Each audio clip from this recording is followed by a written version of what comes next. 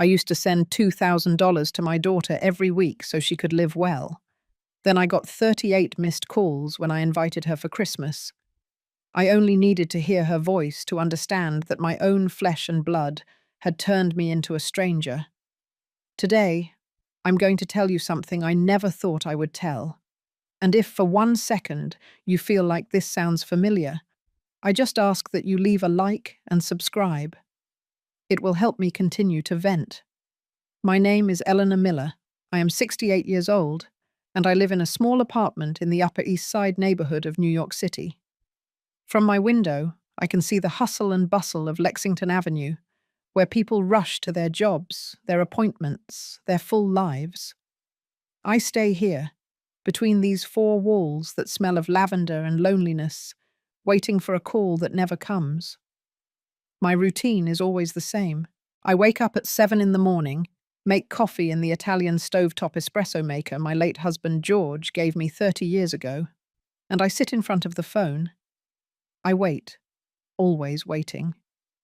The hours pass slow as molasses, marked only by the tick-tock of the wall clock I inherited from my mother, and the distant noises of the neighbors preparing to face another day. Until 3 months ago, my day began differently. I would wake up with a smile because I knew I had a purpose: to take care of my daughter, Nicole, and my granddaughter, Jenny. Every Tuesday, religiously, I would go to the corner bank, that Chase branch where the teller already knows me by heart, and transfer $2,000 to my daughter's account. $2,000 that represented almost my entire widow's pension, plus the savings George had left after a lifetime working as an electrician. "Ms. Miller," Carla, the teller, would say, "are you sure you want to send that much money again?" And I, with my chest swelling with pride, would reply, "It's for my family, dear, so my granddaughter can have everything she needs." Nicole always had a reason. "Mum, the washing machine broke down and we need a new one." "Mum, Jenny needs private English tutoring. It's super expensive, but it's her future." "Mum, we have to fix the car. We can't get to work without it." Every request came with that sweet voice that reminded me of the little girl who once ran around my kitchen, stealing pieces of apple pie while I cooked. But there was something in her words that no longer sounded the same, a coldness that had been settling in over the years, like those leaks that start small and end up corroding the entire structure of the house. Her "I love you, Mum" sounded automatic, mechanical, as if she were saying it while thinking about something else. My apartment had become both my sanctuary and my prison. Every corner held memories of when we were a real family. On the living room shelf, between my Danielle Steele novels and the oil-stained cookbooks, I have a framed photo of Nicole on her graduation day. She wore that navy blue dress we chose together at the Macy's downtown, and her smile was so genuine it seemed to light up the whole photograph. Beside her, George hugged her with that paternal pride that makes fathers grow 2 inches taller. I was on the other side, my hair freshly done at the neighborhood salon, and my eyes shining with happiness. At what point did that young woman full of dreams turn into someone who saw me only as an ATM with feelings? The answer arrived on a Tuesday in November, as grey as all November Tuesdays in New York City. I had been preparing turkey and mashed potatoes, Nicole's favorite dish since she was little, thinking that maybe I could convince her to come for lunch with me that weekend. I hadn't seen her in 3 weeks, and the last time she came, she barely stayed 20 minutes.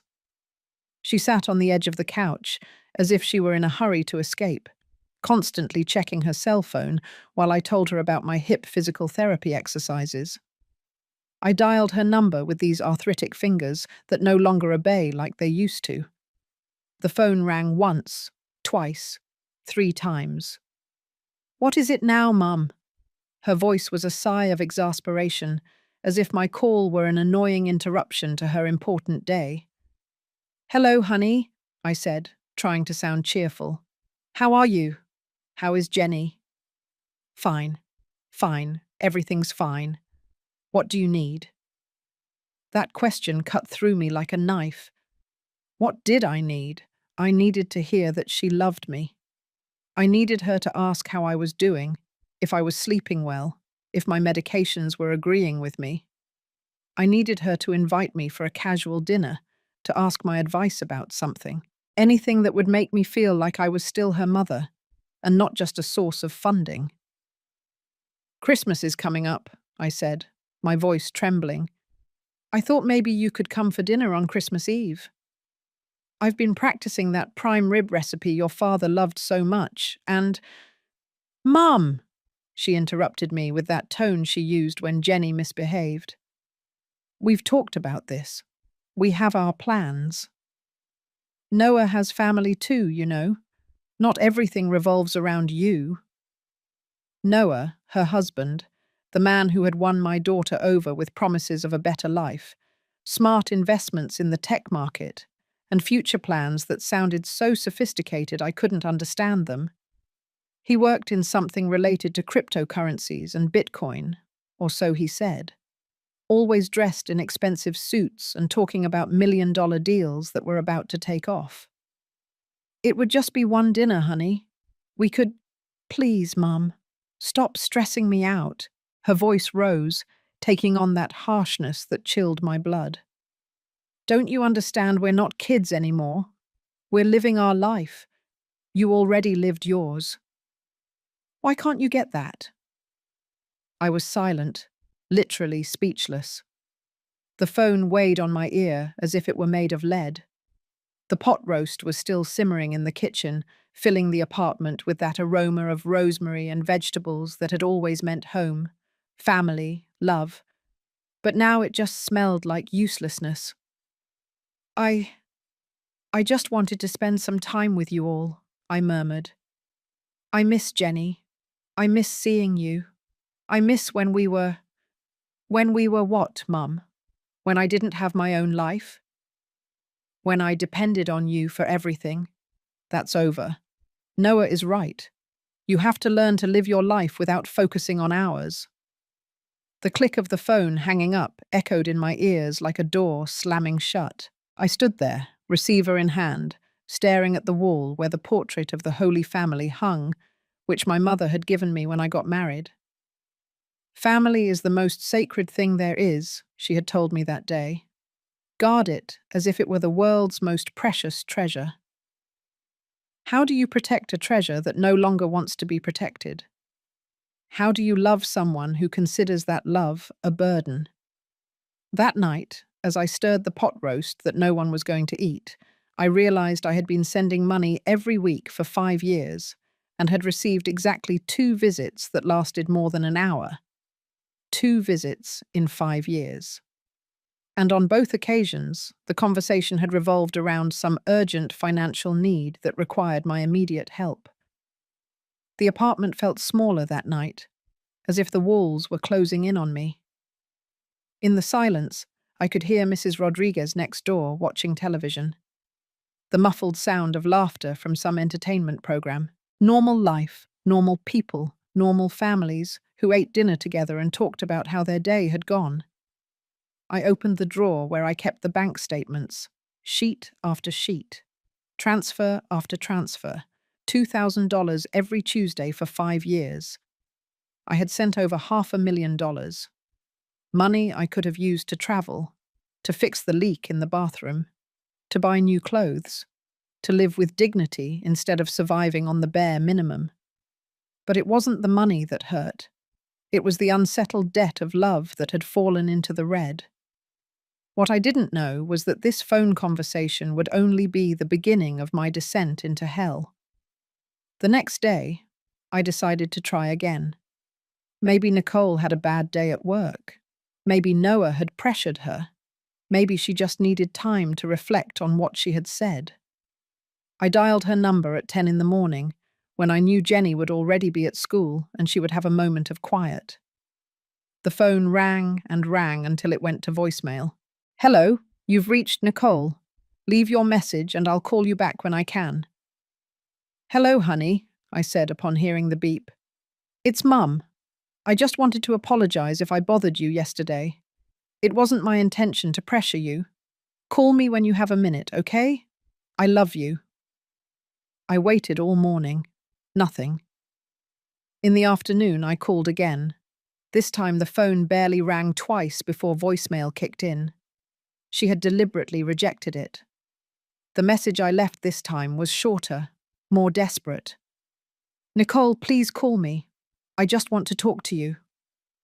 On the third day, I tried calling at different times. Early in the morning, voicemail. At lunchtime, voicemail. At night, voicemail. It was as if she had vanished from the planet, taking my granddaughter and any trace of the family I thought we had with her. I decided to try a different tactic.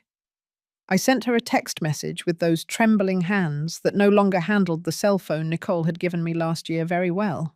Only for emergencies, she had said then, as if talking to her were a luxury I had to ration. Hello, my girl. I've been thinking about what we talked about. You're right. Maybe I was too pushy. I just miss my granddaughter. Could you send me a photo of her? I haven't known how she is in weeks. The message was marked as delivered, then as read, but no reply ever came. The days turned into a sickening obsession. I counted the missed calls as if they were beads on a digital rosary. 1, 2, 3, 10, 15, 20. Each unanswered call was a small death. One more confirmation that I had become a nuisance in my own daughter's life.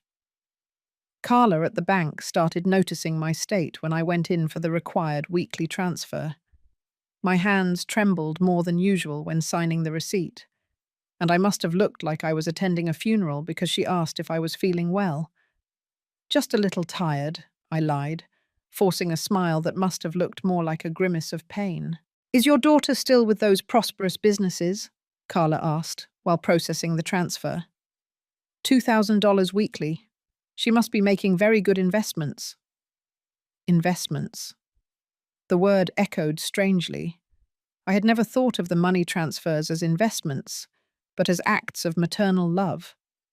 But investment implies a return, doesn't it? And I had been investing for 5 years without receiving anything but indifference in return. Yes, I replied automatically. She's doing very well. But as I walked back home along Fifth Avenue, dodging tourists and office workers who seemed to have important destinations, I realized I had no idea what my daughter actually did for work. I only knew that Noah talked a lot about numbers and computers, financial markets, and golden opportunities that were always about to take off. He had mentioned something about mining bitcoins from home, about creating a family fortune that would secure the future for everyone, including me. When this takes off, Eleanor, Noah had told me the last time I saw them, you're going to be so proud you invested in us from the beginning. Your money is going to multiply by 10. But where were those gains? Why did they keep needing my $2,000 a week if the businesses were doing so well? Why did Nicole never talk to me about Noah's successes, only about the new needs that arose every week? On the 20th day, without news from her, I decided to do something I never thought I would: go to their house unannounced. They lived in Beverly Hills, in a gated community of townhouses that cost more money than I had seen in my entire life. I took the subway to Union Station, and then a bus that took forever to reach its destination, winding through streets where the cars were worth more than my entire apartment. The house was exactly as I remembered it. Perfectly manicured lawn, brick facade, 2-car garage, a house that screamed financial success, prosperity, the life Noah had promised to give my daughter, a life I was unknowingly funding. I rang the doorbell with my heart pounding against my ribs like a caged bird. I heard footsteps approaching, the sound of locks being opened. The door cracked open and Nicole's face appeared, but not with the surprise I expected, but with something much worse: pure annoyance. "What are you doing here, Mum?" Not hello, not what a surprise, not a hug or even a smile. Just that question loaded with irritation, as if my presence at her doorstep were a territorial violation. "I wanted to see you," I said, feeling my voice sound small and pathetic. "You haven't answered my calls, and I told you I have my own plans for the holidays. Why can't you respect that?" Behind her, I could hear the television on, sounds of a children's program that suggested Jenny was home. My granddaughter was right there, less than 15 feet from me, and I couldn't see her. "Is Jenny there?" I asked, trying to peek over Nicole's shoulder.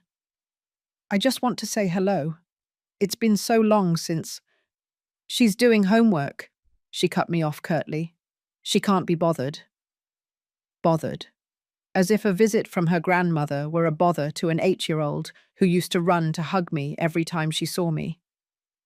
"Nicole, please. Just 5 minutes. You don't even have to invite me in. I just want to see her. Know she's okay." My daughter sighed with that exasperation she reserved for the most irritating situations in her life. For a moment I thought she would give in. That maternal instinct, or at least human decency, would make her reconsider. But instead, she took a step back and started to close the door. "Mum, you have to get over it. We're not kids anymore. We don't need you to focus on us all the time. It's overwhelming." Overwhelming? The word came out as a choked cry. "Sending you money every week is overwhelming. Worrying about you is overwhelming." "It's not the money, Mum. It's everything else. The constant need for attention, to be a part of our life, to—" "I am your mother," I exploded, surprising myself with the force of my voice. "I'm not asking for attention. I'm asking for love. I'm asking for a place in my granddaughter's life. I'm asking to be treated like family, not like a strange nuisance." Nicole looked at me with a coldness that chilled me to the bone. For one terrible second, I didn't recognize the girl I had raised, the teenager I had supported through her identity crises, the young woman who had cried in my arms when her first boyfriend left her for someone else. "Noah is right," she finally said. "You're pathetic, Mum. So pathetic." And she closed the door. I stood there, on the entrance step of the house my dollars had helped pay for, looking at the varnished wood that separated me from my family. Through the living room windows, I could see the lights of the Christmas tree they had set up. Golden ornaments shining with the warmth of a home that no longer included me. I walked to the bus stop as if I were in a trance. The ride back to New York City was a fog of contained tears and thoughts swirling like leaves in a whirlpool. When had I become someone who was pathetic? When had maternal love turned into an unbearable burden for my own daughter? That night, in the solitude of my apartment, I counted the missed calls once more. 38. 38 attempts to contact my daughter in 21 days. 38 small pleas for love that had fallen into the digital void of her indifference. The phone rang close to midnight, startling me from a light sleep full of nightmares where my granddaughter didn't remember my name. For a moment of irrational hope, I thought it might be Nicole, calling to apologize, to explain that she had had a bad day, that she hadn't meant to say those terrible things. But it was a number I didn't recognize. "Eleanor Miller?" a male voice asked that sounded unfamiliar. "Yes, that's me." "Who is speaking?" "I am Detective Smith, from the NYPD. I'm calling in relation to your son-in-law, Noah Peterson. We need to speak with you about some bank transfers." The world stopped. The words police and bank transfers echoed in my head like funeral bells. And suddenly, all the money I had been sending for 5 years took on a completely different meaning. "Police?" My voice came out as a broken whisper. "I don't understand. What happened to Noah?" "Mrs. Miller, I can't give you details over the phone, but we need you to come to the precinct tomorrow." We are investigating an online scam operation, and your name appears in several bank records as a potential victim. Victim. The word fell on me like a bucket of ice water. For 5 years, I had believed I was helping my family, investing in their future, making sure Jenny had everything she needed. And now a police officer was telling me I was a victim. Victim of what? I asked, though deep down I was starting to understand the terrible reality. Of fraud, Ma'am. Your son-in-law has been using the money you were sending to feed an illegal online gambling network. There are no investments. There are no prosperous businesses. It was all a lie. The phone slipped from my hands and fell to the floor with a dry thud. I stood there, in the middle of my living room, looking at the walls that suddenly seemed to be closing in on me. Every dollar I had sent, every sacrifice I had made, every meal I had skipped to send more money, had all been to feed the vices of a man who didn't even consider me family. I picked up the phone with trembling hands. The detective was still on the line. Mrs. Miller, are you there? Yes. Yes, I'm here. Tomorrow at 10 in the morning. The Upper East Side precinct. Ask for me, Detective Smith, and bring all the bank statements you have of the transfers. That night, I didn't sleep. I sat in the kitchen with a cup of chamomile tea that grew cold as I went through all the bank papers, again and again. Transfer after transfer, each with a date, an amount, a reason that now sounded ridiculous in light of the truth. To fix the car, for Jenny's school tuition, to invest in cryptocurrencies, to buy stocks in the stock market, for an emergency fund. All lies, all elaborate excuses to keep draining my savings while Noah compulsively gambled on illegal platforms. At 10 o'clock sharp, I was at the precinct, carrying a plastic bag full of bank documents that represented the evidence of my own stupidity. The detective turned out to be an older man, about 50 years old, with greying temples and an expression that mixed professionalism with genuine compassion. Please sit down, he said, gesturing to a chair across from his desk. I know this must be very difficult for you. How much money? I asked directly without mincing words. How much money have I lost? The detective consulted a folder full of papers. According to our calculations, over the last 5 years you have transferred $520,000 to Noah Peterson's account, money he used to gamble on illegal online casinos, mainly in high-stakes poker games and sports betting. $520,000. Over $500,000. All the assets George had worked 30 years to accumulate, plus my widow's pension, plus the small savings I had been putting together for decades, all volatilized in the delusions of grandeur of a gambling addict. And my daughter? I asked, my voice barely audible. Did Nicole know anything? The detective looked at me with an expression that mixed pity and discomfort. Mrs. Miller, your daughter is being cited as an accomplice. The transfers went into their joint account, and there is evidence that she knew the actual destination of the money. Text messages between her and her husband, coordinating the excuses they would give you to ask for more money. The world collapsed around me. Not only had I been defrauded by Noah, but betrayed by my own daughter. Nicole had been an active part of the deception. She had invented emergencies and needs, while knowing perfectly well that my money was evaporating at virtual poker tables. Messages, I whispered. The detective showed me printed copies of text conversations the police had recovered from Noah's phone. I read in horror how my daughter and her husband planned each request for money. Tell your mum we need it for the car insurance. I lost $3,000 last night in a bad run. I already asked her last week. She'll be suspicious. Invent something about Jenny's school. Mums always fall for that. Perfect. I'll tell her it's for extra English classes. Every message was a stab. Every conversation I read showed me how my daughter had converted my maternal love into a tool of manipulation.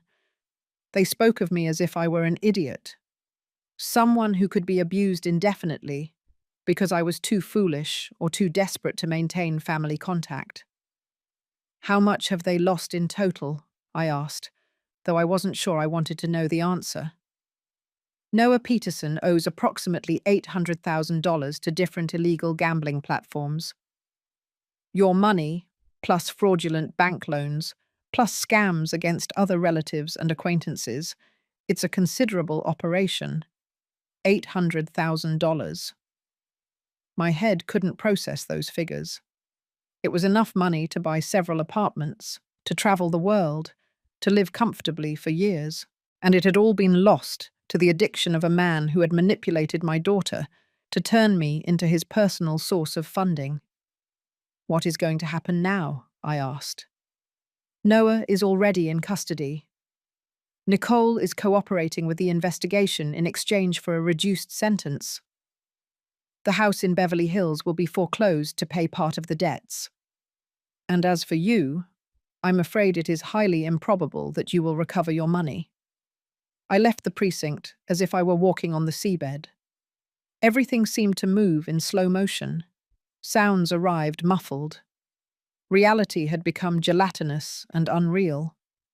On the subway ride back home, I sat among workers and students who had normal problems, normal lives, normal families, who hadn't betrayed them to the point of utter ruin. Over the following days, New York City continued its usual pace, while my world completely disintegrated. News of the case appeared in the local papers. Scam network. Dismantled, affecting dozens of families in the New York area. Gambling addict scams, $500,000 from mother-in-law through elaborate deception. My personal tragedy had become a human interest story that people would read with their morning coffee before completely forgetting it. The phone rang one afternoon while I was trying to eat soup that tasted like cardboard. It was Nicole. For the first time in weeks, she was calling me. I answered with trembling hands, not knowing what to expect. "Mom!" Her voice sounded different, smaller, stripped of that arrogance that characterized our last conversations. "What do you want?" I asked, surprising myself with the coldness of my tone. "I need to explain. I need you to understand that I didn't want this to happen." "You didn't want to?" The laugh that came out was bitter as gall. "I have copies of your messages with Noah right here. Nicole, tell your mother that. Invent something about school. Mums always fall for that." Are those the words of someone who didn't want this to happen?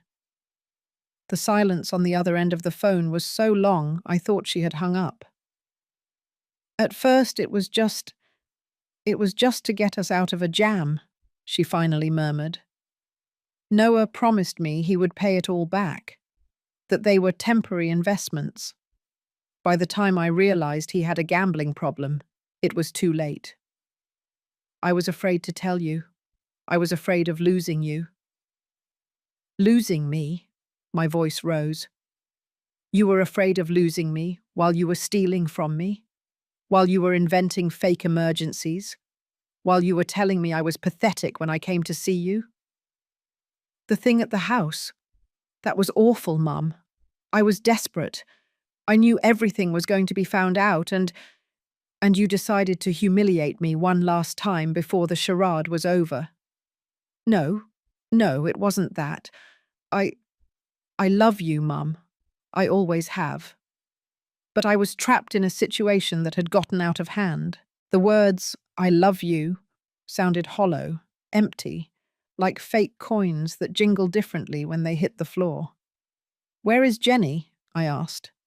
"With his parents in Los Angeles, until all this is sorted out. I want to see her."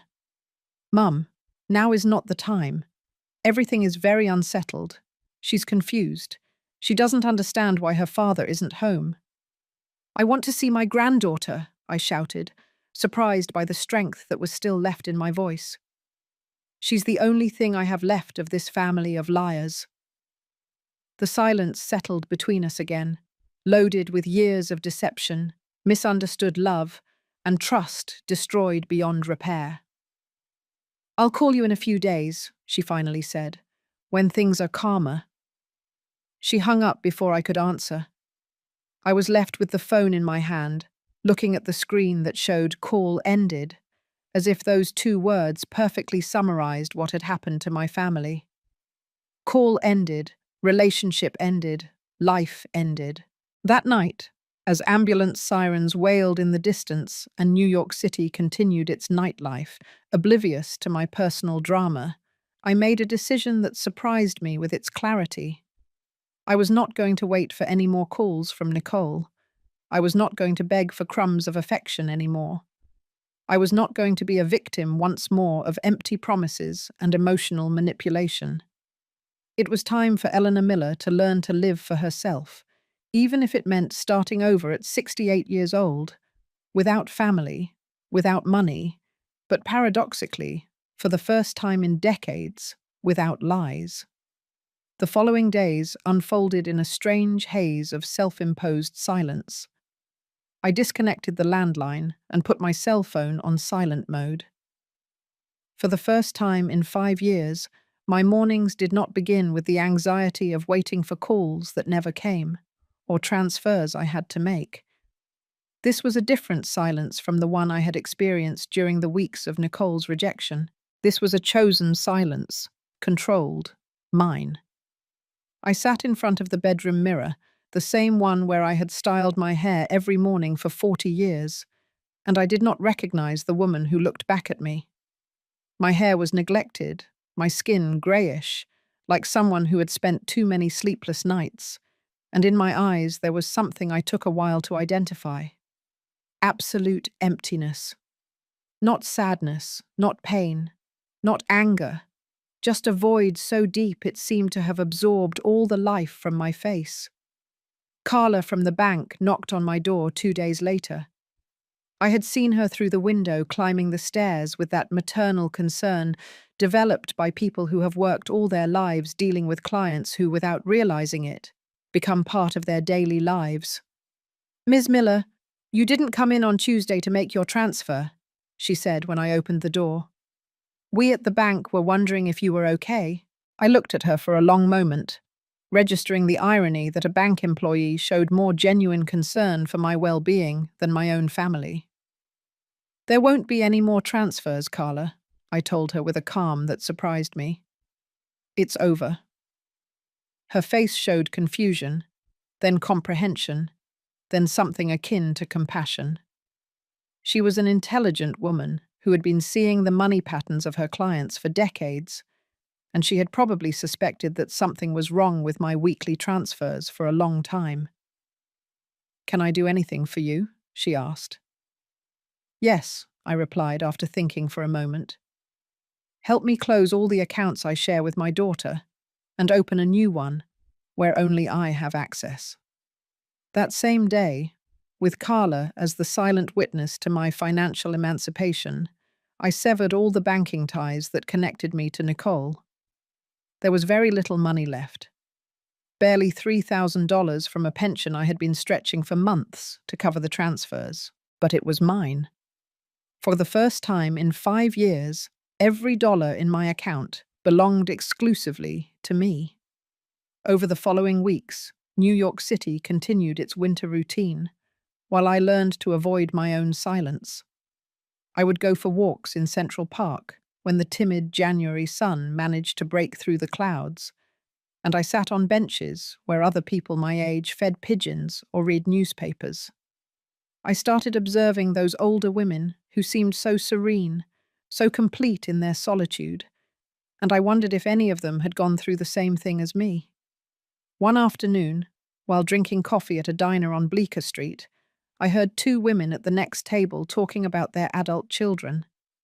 One of them was saying, "My son calls me every Sunday without fail. But sometimes I feel like it's more out of obligation than desire.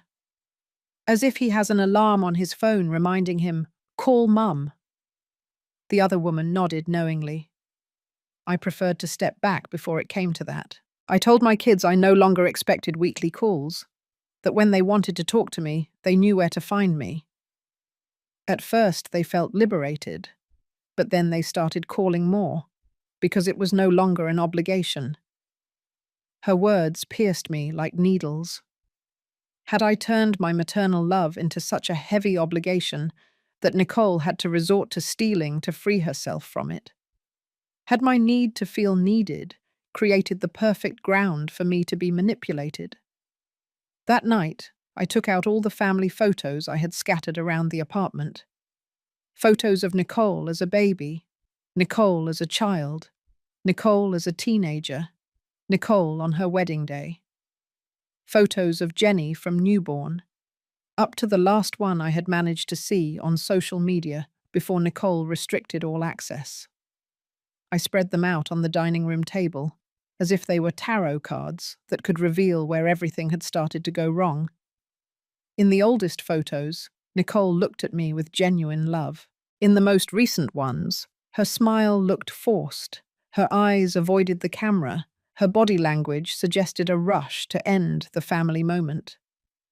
There had been signs I had chosen not to see, clues that my insistence on maintaining closeness had begun to suffocate instead of nurture. The phone rang close to midnight. It was a number I didn't recognize. But after so many days of silence, curiosity outweighed caution. "Grandma Eleanor?" The voice was small, childlike, laden with a sadness that cut through my chest like a knife. "Jenny?" I whispered, barely able to believe my granddaughter was on the other end of the line. "Yes, it's me. I'm at Dad's parents' house in Los Angeles. I found your number on Mum's old phone." "Honey, how are you? Are you okay?" The questions tumbled out of my throat. "Grandma, is it true that Dad stole your money?" The question left me breathless.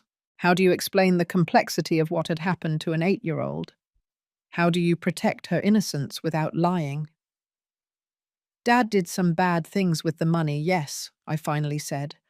"But that's not your fault, or Mum's, or mine. Sometimes adults make very big mistakes.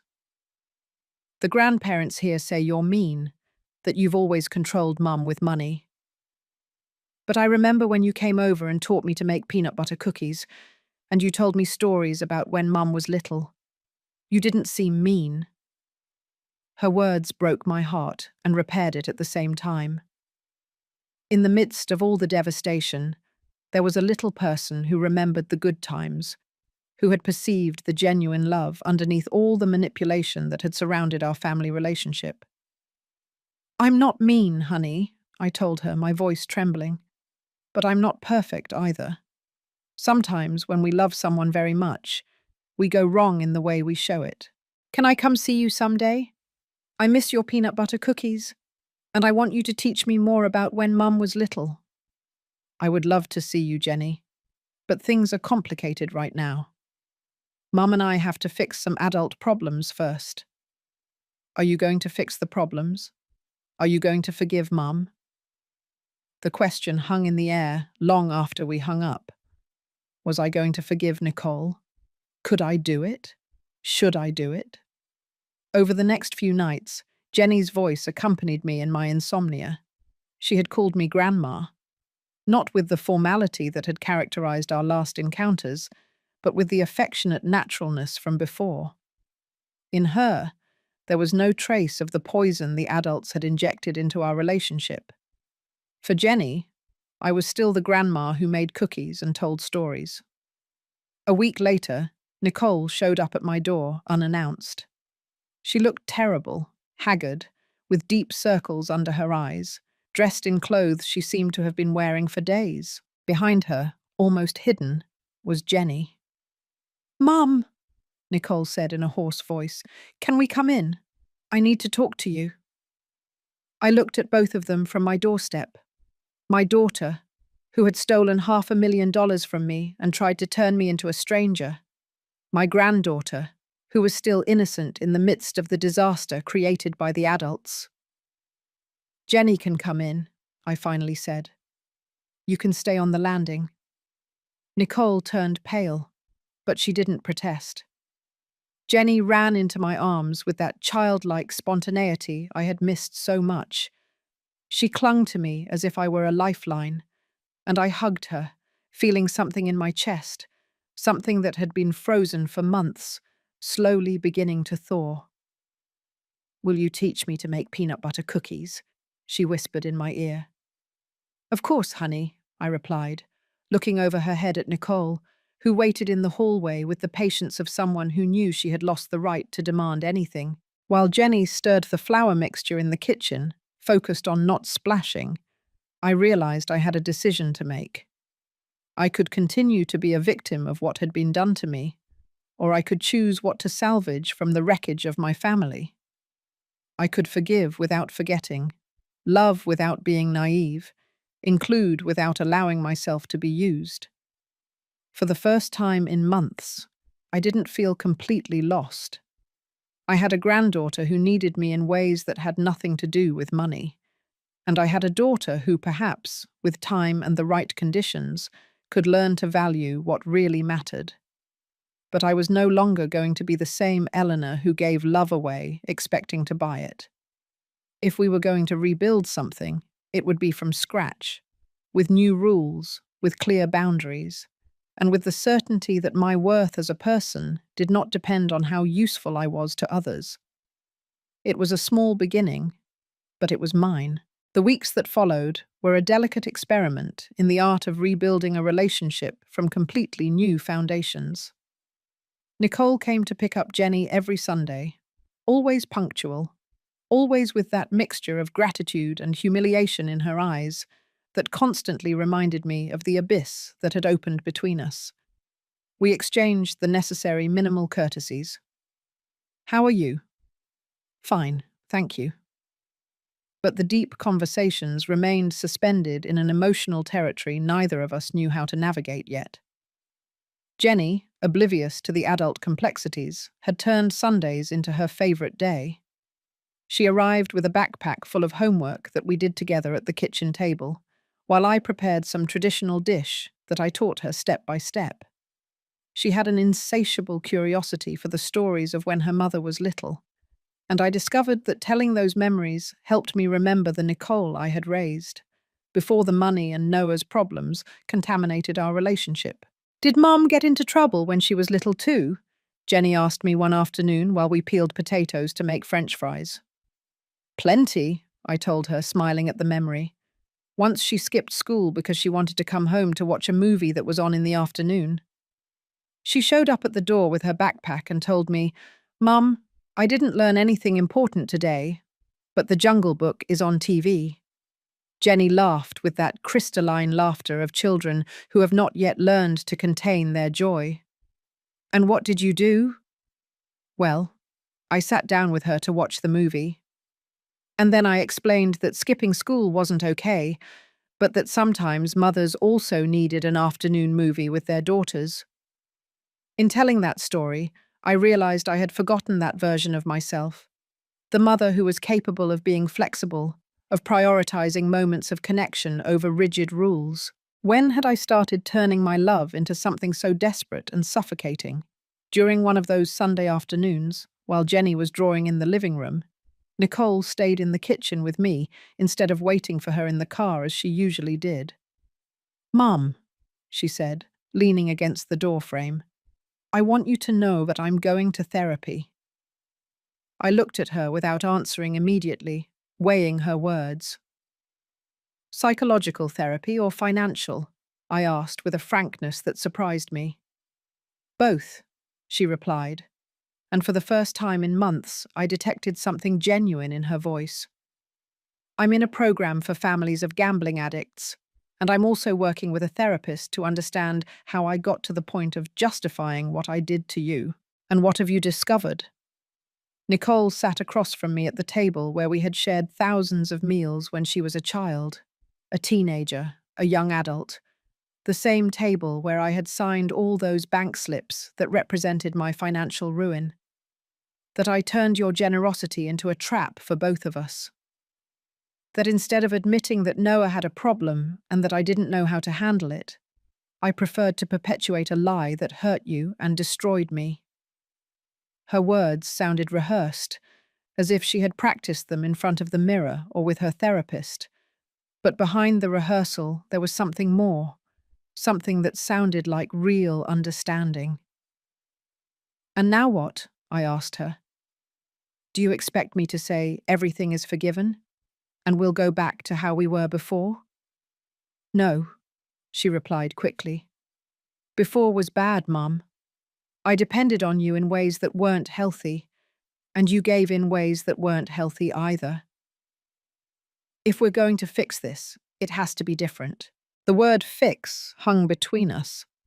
Was it possible to fix a relationship that had been based on such toxic patterns? Or would we have to build something completely new? "What do you propose?" I asked her. "That we start from scratch? That I prove, for as long as it takes, that I can be a daughter who respects you without needing your money? And that you see if you can forgive me someday, not because you have to, but because you want to?" Over the following months, we developed a strange but functional routine. Nicole had found a job as a sales clerk in a clothing store at the Westwood Mall, a job that paid her much less than she was used to, but that gave her the economic independence she had never had. She lived in a small rented apartment in Santa Monica. She had sold her car and used public transportation. She had learned to budget and live within her real means. Every Sunday when she came to pick up Jenny, she would show me her accounts. At first I thought it was a childish display, a way to show that she had learned her lesson.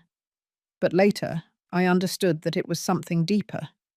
It was her way of being accountable to me, of demonstrating that there were no more financial secrets between us. "I saved $120 this month," she told me one Sunday in March, showing me a notebook where she wrote down every expense. "It's not much, but it's mine. I don't owe it to anyone. It doesn't come from deceiving anyone." I looked at her there, with her hands stained with hair dye, because she had started colouring her own hair to save money, dressed in clothes she had clearly bought on sale, and I saw something I hadn't seen in years. I saw my daughter working to achieve things, instead of just asking for them. Noah had been released from jail with a restraining order and a prohibition from approaching Nicole and Jenny. He had started a rehabilitation program for gambling addicts, but Nicole had been clear. She didn't want anything to do with him until he proved, over years, not months, that his recovery was real. For the first time since they had met, my daughter was making decisions without consulting a man who manipulated her. "Do you miss him?" I asked one afternoon, while we watched Jenny play in Central Park. "I miss the feeling of being accompanied," she answered honestly. "But I don't miss living in constant fear that he would discover his lies, or having to invent excuses to ask you for money, or feeling like I had no control over my own life." During those months, I was also changing. I had started doing things I hadn't done in decades. I signed up for water aerobics classes at the Municipal Recreation Centre, where I met Martha, a 73-year-old woman who had raised 4 children alone and had that quiet wisdom of someone who has survived many storms. "Do you know the difference between helping and rescuing?" Martha asked me one afternoon while we had coffee after class. "I'm not sure," I admitted. "Helping is doing something for someone that they cannot do for themselves. Rescuing is doing something for someone that they should be doing for themselves. You spent years rescuing your daughter from the consequences of her decisions. Now you are helping her learn to live with those consequences." Her words stayed with me for days.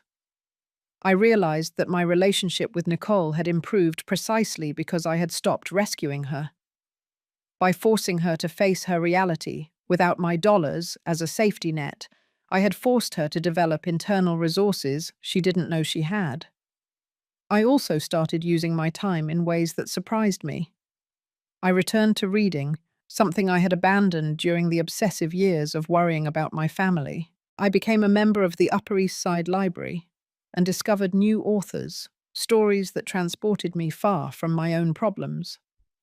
I started cooking for myself with the same care I had put into cooking for others for years, experimenting with recipes I found online. One Sunday in April, while Jenny was helping prepare chili in my kitchen, Nicole told me something I didn't expect. "Mom, I want to pay you back the money." I looked at her with surprise. "Nicole, you know that's impossible.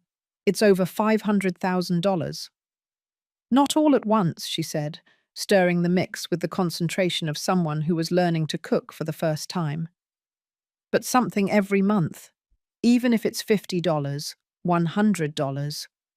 I know I can never pay you back everything, but I want to try. Not because you have to forgive me if I do it, but because it's the right thing to do." "And what if you can't? What if life gets complicated and you can't keep paying?" "Then that will be my problem, not yours. No more excuses, no more fake emergencies. If I can't pay you, I'll tell you the truth, plain and simple." That night, after they left, I sat in my living room with a cup of tea and thought about the path we had traveled. It wasn't the reconciliation I had imagined in my fantasies during the months of abandonment. It wasn't the perfect family from the movies where everyone hugs and cries and promises to love each other forever. It was something more real, more fragile, more honest. It was a relationship built on the foundation of actions, not words. A relationship where love had to be demonstrated day by day, not taken for granted. And for the first time in years, that seemed sufficient to me. Summer arrived in New York City with that suffocating intensity that turns the city into an oven. But for the first time in years, I had plans that didn't revolve around waiting for phone calls or worrying about bank transfers. Martha had convinced me to sign up for a trip organized by the Senior Center, a week in Miami Beach, at a modest but clean hotel where we could sunbathe, walk on the beach, and meet new people. "When was the last time you did something just for you?" Martha had asked me while we changed after water aerobics. The question left me thoughtful for days. I couldn't remember doing anything solely for my own enjoyment in decades. Every decision, every expense, every plan had been filtered through the question, is this okay if I have to send money to Nicole? Even my small pleasures, a coffee on a patio, a new book, a magazine, came with guilt for spending money that should be reserved for my family. When I told Nicole about the trip, I expected resistance, questions about the cost, perhaps some comment on whether it was prudent to spend money on indulgences at my age, but her reaction surprised me. "That sounds perfect, Mom. You deserve a real vacation." "Do you think so?" I asked, still struggling with the feeling that doing something for myself was a betrayal of my family responsibilities. "I think you've spent 50 years taking care of everyone but yourself. It's about time you changed that." The day we left for Miami Beach, I felt like a teenager playing hooky.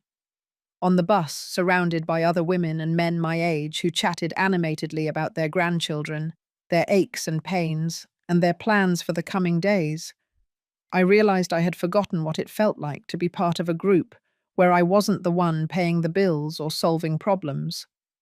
I was simply Eleanor, a 68-year-old woman going on vacation like any normal person.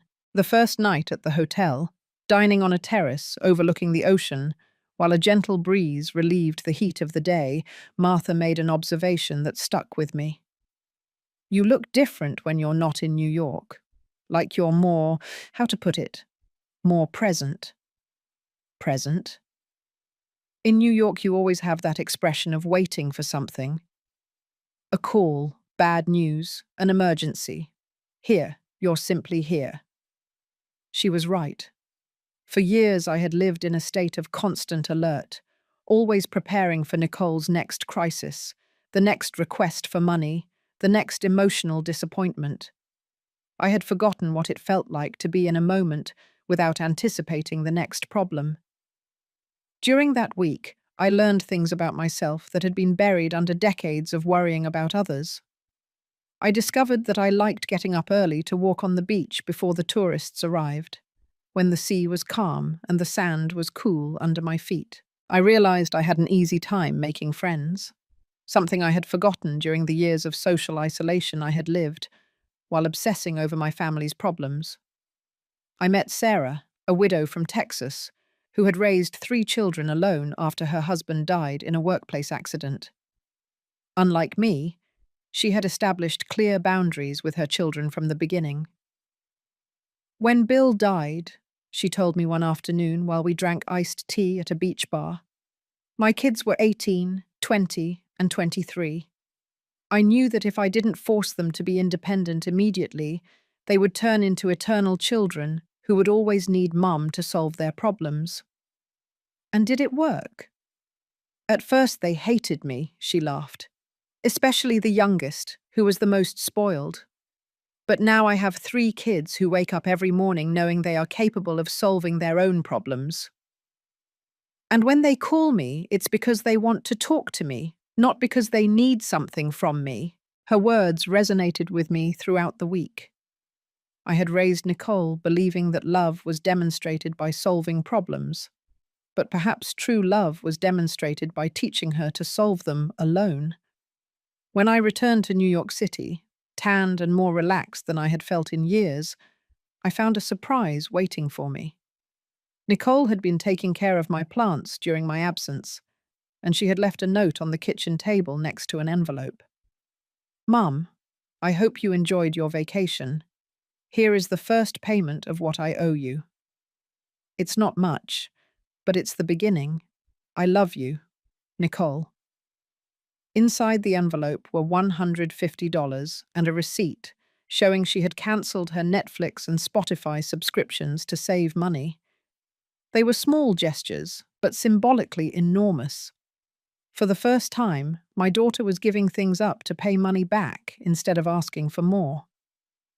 That same week, I made a decision I had been putting off for months. I had been thinking about moving to a smaller apartment, something more manageable and economical that would allow me to live comfortably on my pension without having to worry about excessive expenses.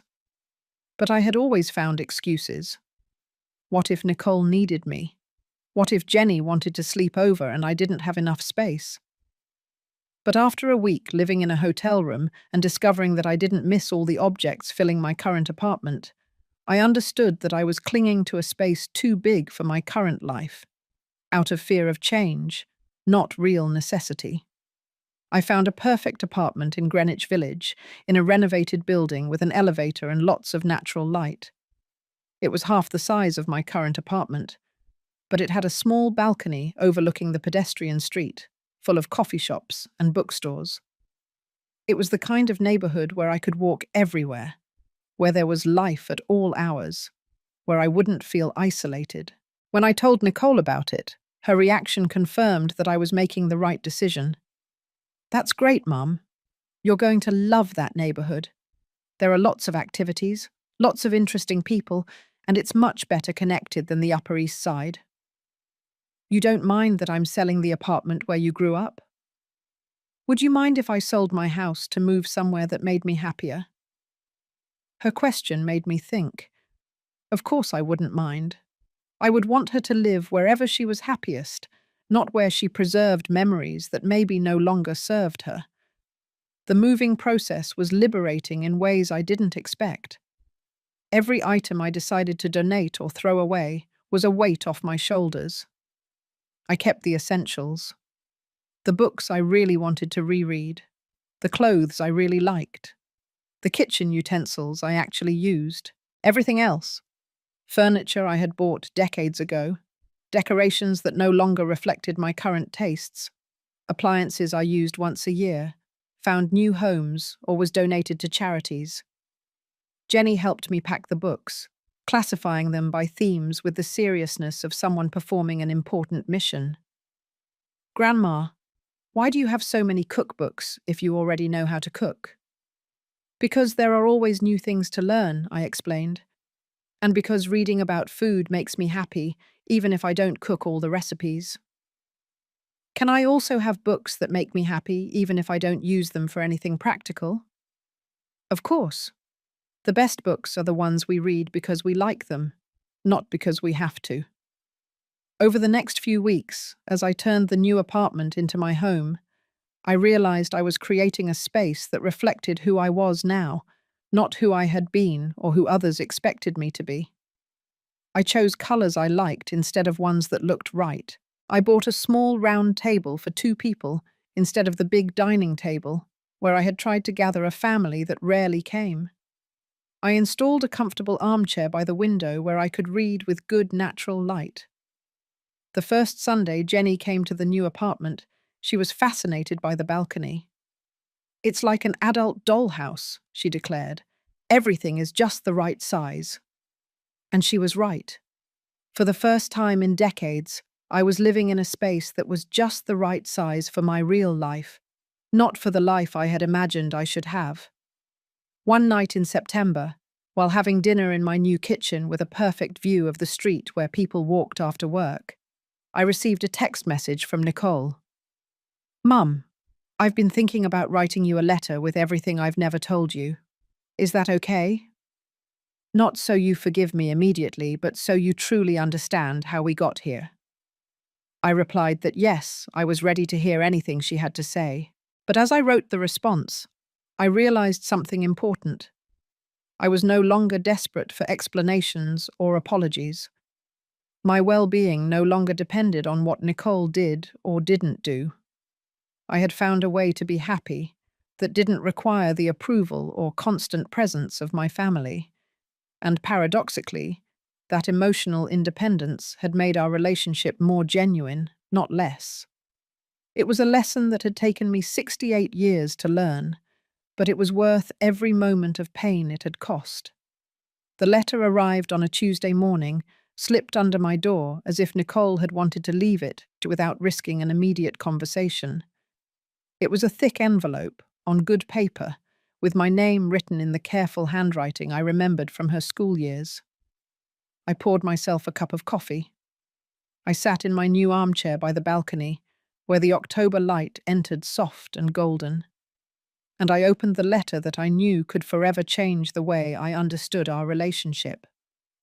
"Mum," it began, "I don't know if this letter will make me a better person or simply confirm how selfish I've been, but I need to write it because, for the first time in my adult life, I'm learning to be honest."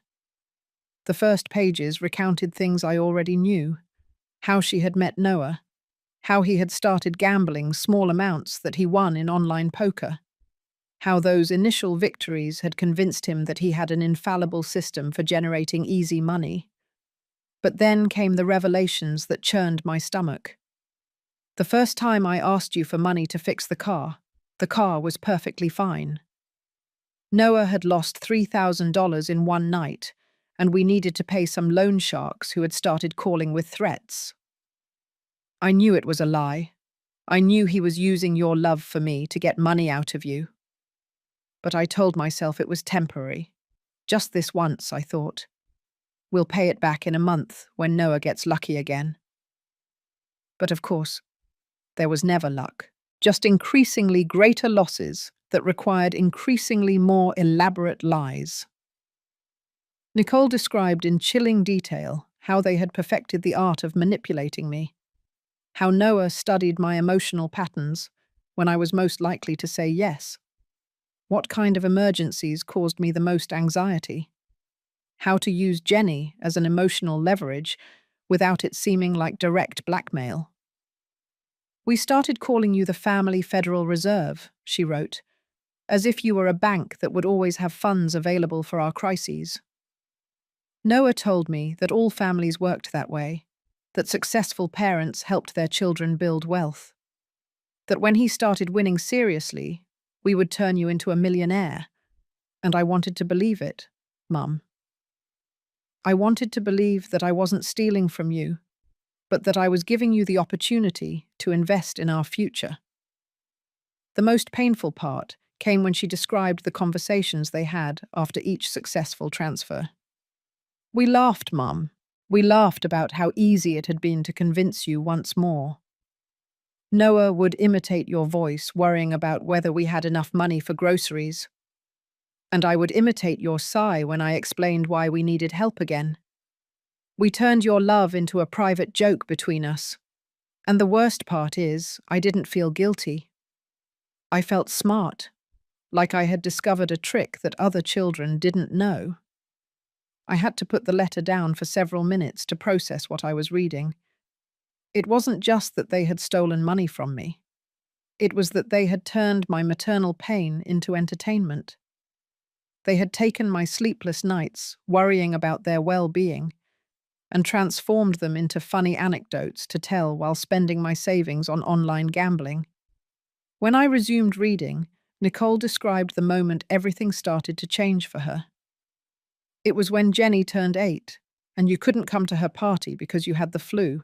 She spent the whole day asking about you, saying the party wasn't the same without Grandma Eleanor. And I realized that my daughter loved you more genuinely than I had loved you in years. She didn't see you as a source of expensive gifts or easy money. She saw you as a person who loved her unconditionally. And I was ashamed, Mum. For the first time in 5 years, I was ashamed of what I was doing to you. But the shame hadn't been enough to stop them. They kept asking for money. They kept inventing crises. They kept feeding Noah's addiction with my hard-earned dollars until the police investigation exposed them and their whole house of cards collapsed. When the detective showed me the total sum of what we had stolen from you, I couldn't believe it. $520,000. It was more money than I had seen together in my whole life. And suddenly I understood why you lived with such austerity, why you never bought new clothes, why you refused invitations to go out to dinner. It wasn't because you were stingy. It was because you were giving us your whole life, dollar by dollar. The letter continued with something I didn't expect, a brutal dissection of our relationship from her adult perspective.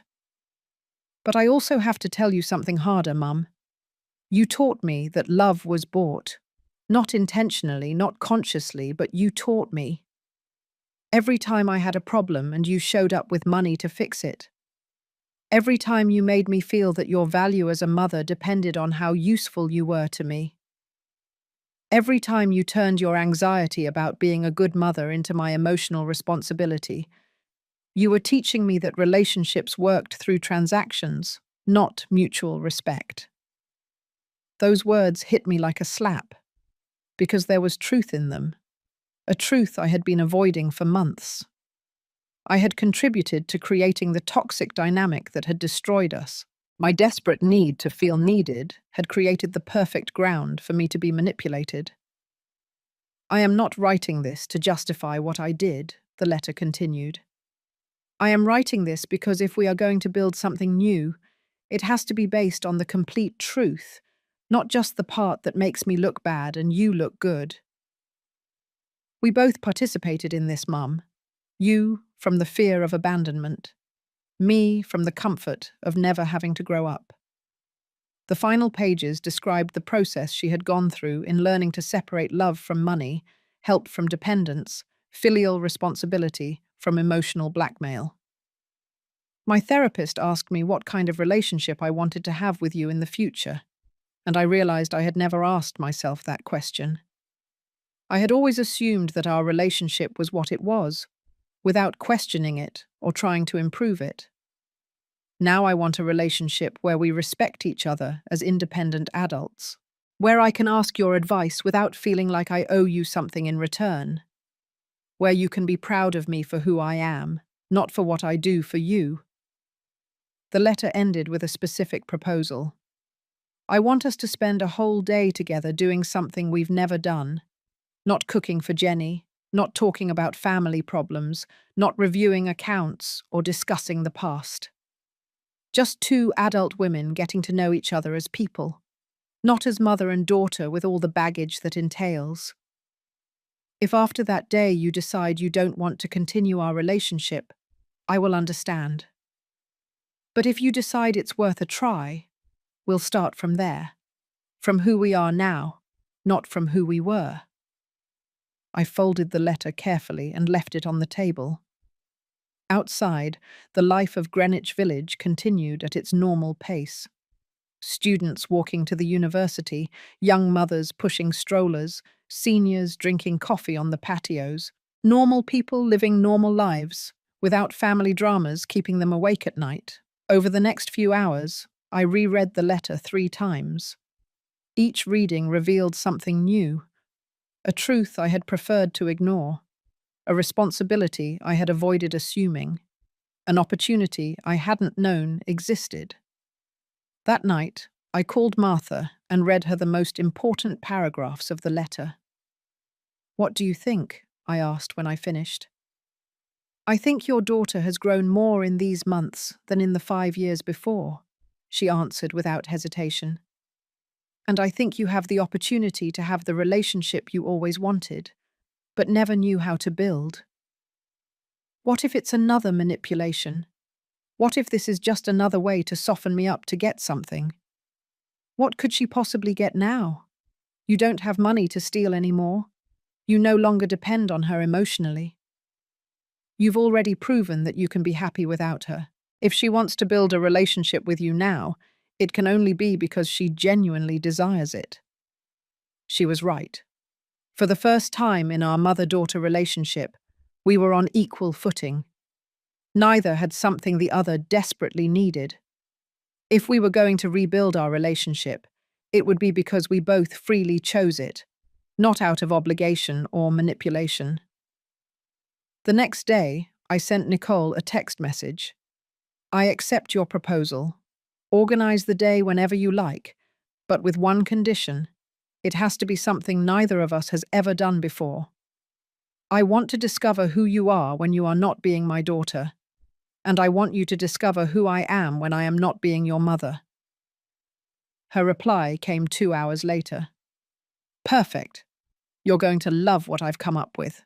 And for the first time in years, I was genuinely excited to spend time with my daughter, not out of obligation or nostalgia, but out of pure curiosity to meet the woman she had become when no one was looking. The day Nicole had organized for us turned out to be a surprise I never would have imagined. She picked me up early on a Saturday in November, when New York City was cool but sunny, and took me on the subway to a part of the city I didn't know, the Lower East Side neighborhood. During the trip, we didn't talk about family matters. Instead, she told me about the pottery class she had signed up for to manage the stress of her new life. "Pottery?" I asked, genuinely surprised. "You never mentioned you were interested in art." "I didn't know I was interested either," she admitted. "But it turns out that when you can't solve everything with money, you discover you need other outlets for anxiety. And getting your hands in the clay is strangely relaxing." We headed to a pottery studio run by a couple of Peruvian artists who had converted a small space into a light-filled studio. Shelves loaded with pieces in different stages of completion, and the earthy aroma of fresh clay. Nicole had booked a private class for 2 people. We were going to learn to make bowls from scratch. "I chose this because it's something neither of us has ever done," she explained as they put work aprons on us. "And because it requires total concentration.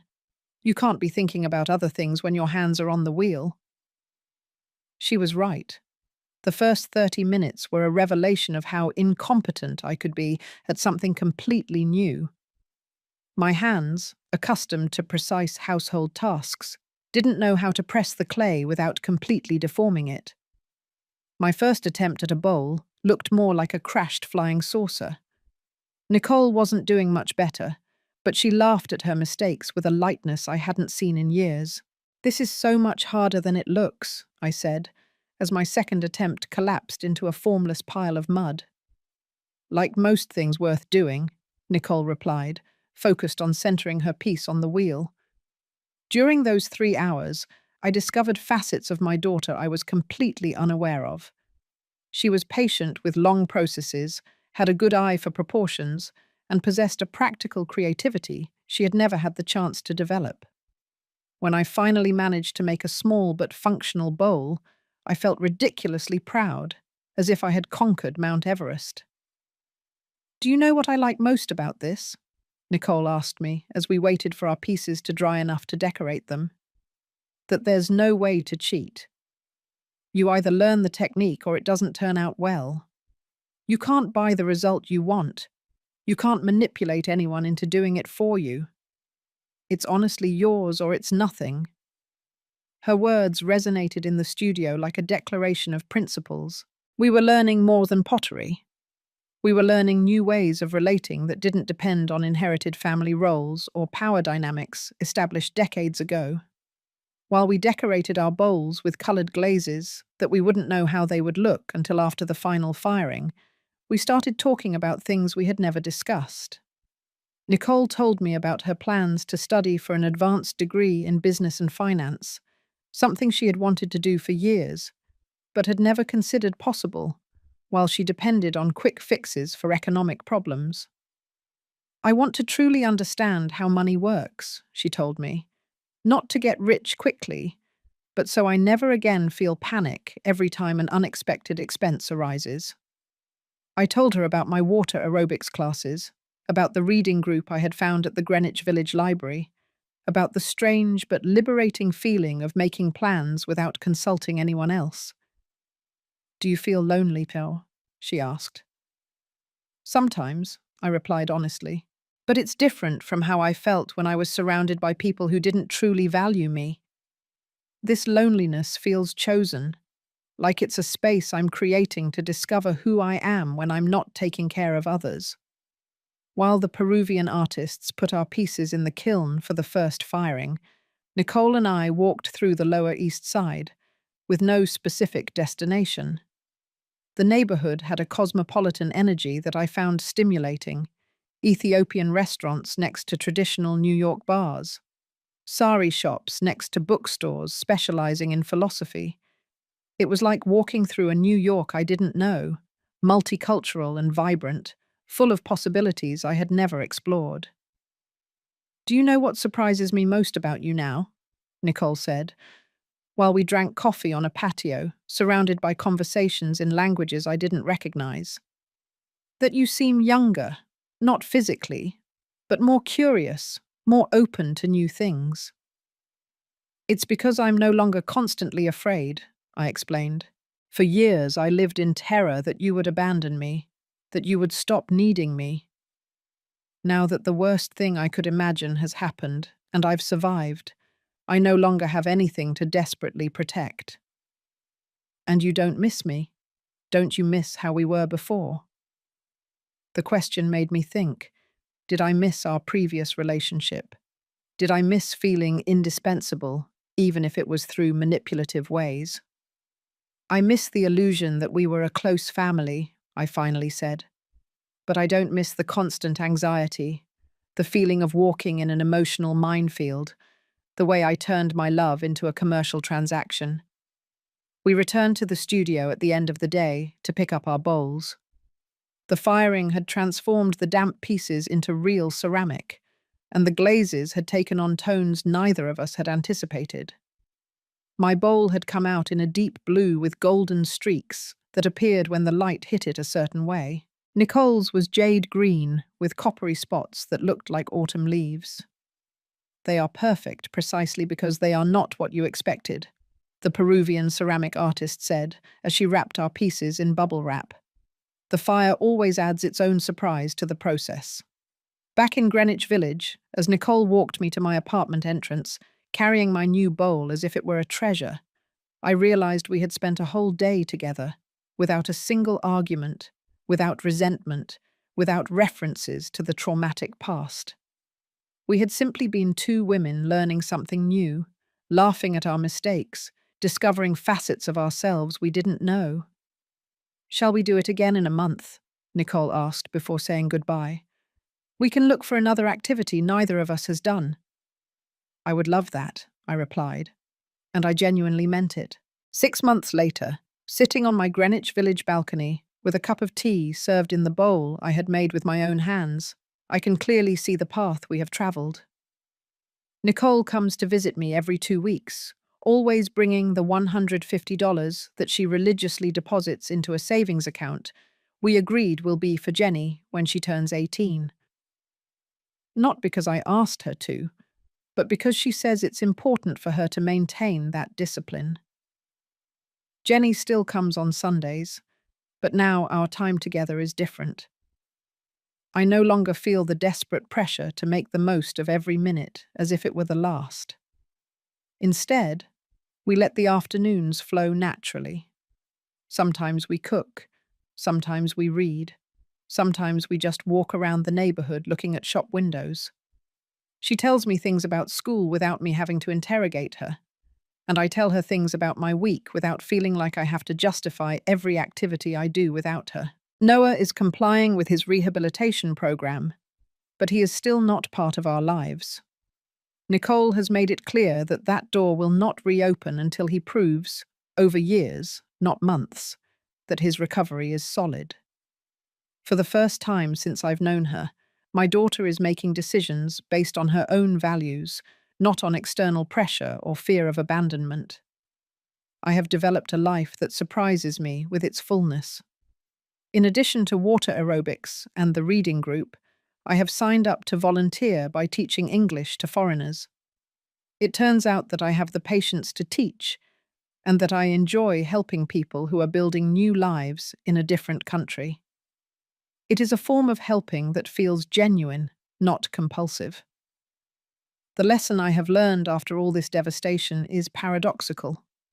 I loved my family better when I stopped desperately needing them, when my happiness stopped depending on their approval, when my self-esteem stopped being based on how useful I was to them, when my emotional well-being stopped being hostage to their decisions. Only then could we begin to build relationships based on mutual respect instead of fear of abandonment. Not all stories of family betrayal end with reconciliation. Many end with definitive separations, and that can also be the healthiest decision. But in our case, the complete devastation of what we had allowed us to build something completely new. Have you ever lived with that feeling of loving someone so much that you end up suffocating them? Do you know someone who has confused generosity with emotional manipulation? Tell me in the comments if you have gone through something similar. If this story has touched your heart, hit like and subscribe to the channel so this message reaches someone who needs to hear it. Sometimes, losing everything is the only way to discover what is truly worth keeping.